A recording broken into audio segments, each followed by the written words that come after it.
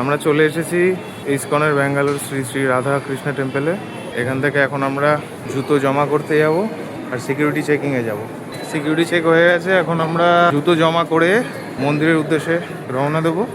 আমরা এখন জুতো জমা করতে এসেছি, মানে জুতো যেখানে রেখে মন্দিরের ভিতরে আমরা প্রবেশ করব।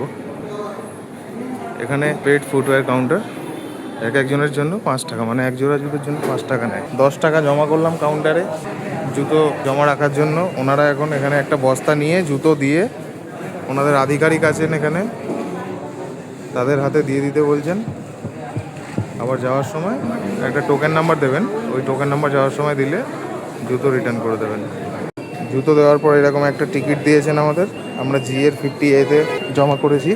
এবার এখান থেকে দর্শনের উদ্দেশ্যে যাচ্ছি।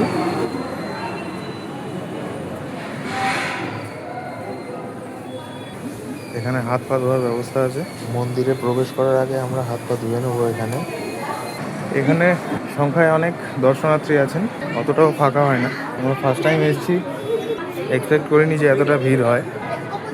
এখান থেকেও পুরো মন্দিরটাকে দেখতে পাচ্ছি আমরা, খুব সুন্দর লাগছে মন্দিরটা, তোমরাও দেখতে পাচ্ছ।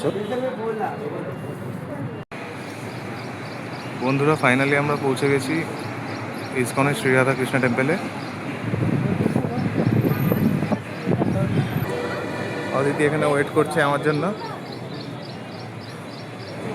অদিতি কালকে বলেছিল আমাকে যে ইসকন টেম্পলে নিয়ে যেতে, সময় করে চলে আসলাম।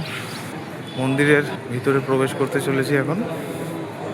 নেক্সট পার্ট দেখার জন্য ভিডিওটাকে লাইক করে চ্যানেলটাকে সাবস্ক্রাইব করে ফেলো। দেখা হচ্ছে পরের ভিডিওতে।